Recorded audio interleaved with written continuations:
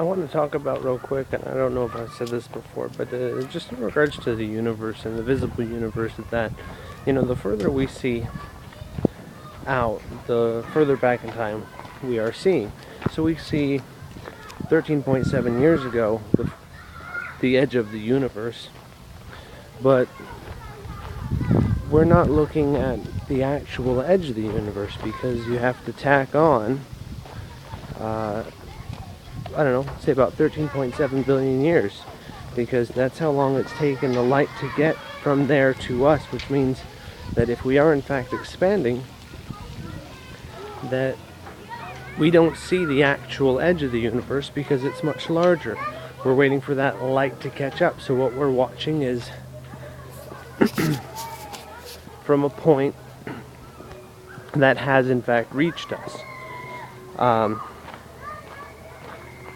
And then the closer we get, we see according to, if we follow the timeline of events in the Big Bang, there was the big explosion, lots of little things, and then it went black.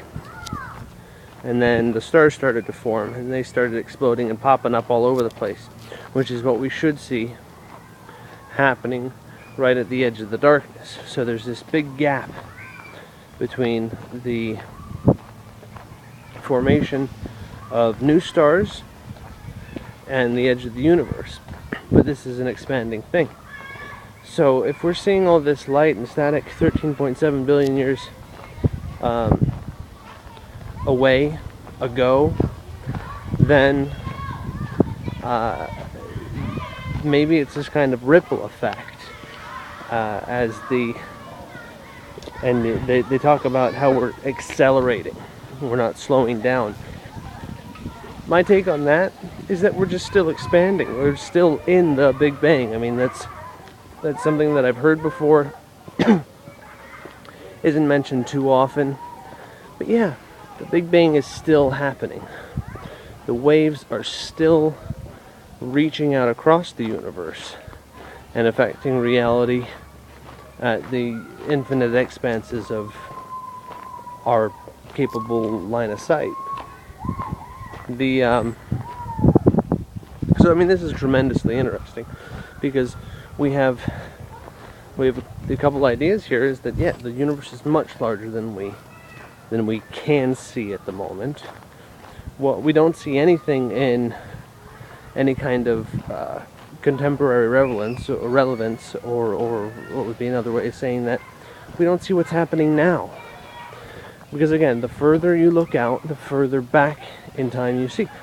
Everything you see has already happened. The only present that anybody that experiences is within themselves. Everybody is a single point of, I got a step. Everybody experiences a single point of the present. So everybody's kind of traveling alone in the present, and they experience things that have already happened with other people. Now, I believe in, and I've talked about the connections with people, and these connections, they kind of sync people up. It's like the quantum theory's entanglement. If you connect with somebody, if you entangle yourself with them, then you operate simultaneously in that contemporary present. So that's kind of neat. And then as those connections slack, you might experience things either later, and sometimes you can experience things before. And maybe that's a type of influence. You'll experience something and then it hits the other person, or you experience something that is going to happen to the other person. Which is, I don't know, pretty neat in my book. So, it's just very bright. So that's a couple things that I wanted to kind of flesh out and talk to you about. It's all really neat stuff. I mean, I'm completely fascinated by it. But as infinitely big as the universe is, don't forget it's infinitely small. We exist kind of in a middle ground. If you want to believe that, it's pretty impressive. But that's been my driving force. My idea behind much of my research is that we are, we're the lightning in the clouds. We're this very thin line that exists in the middle, in the gray area of the extremes. We're not, I wouldn't say we're perfect, because by no means are we perfect, especially when we start tinkering with ourselves. That just kind of throws everything out the roof.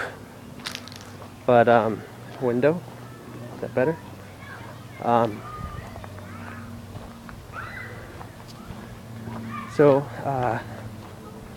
Yeah, tinkering with ourselves is no good. That's a completely different subject. The advances in medical science, the pollution of the gene pool. I know it sounds like a purist mentality, but I'm really concerned for us because the state of things. I mean, really, it's we have a polluted gene pool. It's causing so many irregularities, defects, challenges physically, mentally for people. And then whatever poisons we have in our food and our environment, unhealthy mentalities, and we are not supporting, we are not cultivating, we are not taking care of ourselves as a crop. We want some element of natural balance to remain. We can't be promoting too much of the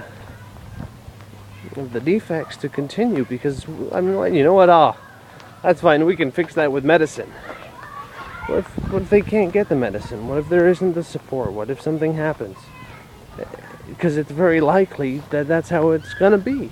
That's how it was. And what happened? You care for them as best you can, and they die off early. They don't reproduce. And we need to take as much care in our gene pool as we do farm gene pools. And I know that sounds bad. I'm not saying we should go out and be killing people. I really believe we should take care of ourselves. And each other, of course. And we can't be settling for, I don't know, mediocrity is one thing, but we really need to be more supportive and less selfish, in my opinion. I mean, people can get together, and we have... Alright, see the movie Idiocracy. That's all I can really tell you. See the movie Idiocracy, because it explains it in an extreme way. But I'm sure there's... we don't want people to be alone. We don't want people to be without children. But how many people don't have parents? We have to be able to get over this biological need to reproduce ourselves if we hope to be able to take care of what we do already have. So adoption's the main thing. It takes a village. Let's get these kids homes. If you don't got the goods, don't give it to someone else. So I know it sounds really bad, but it's a very blunt and true way of looking at things, and not without compassion. And so yeah, it's just lots of love. Blessed be. I'll see you when I see you.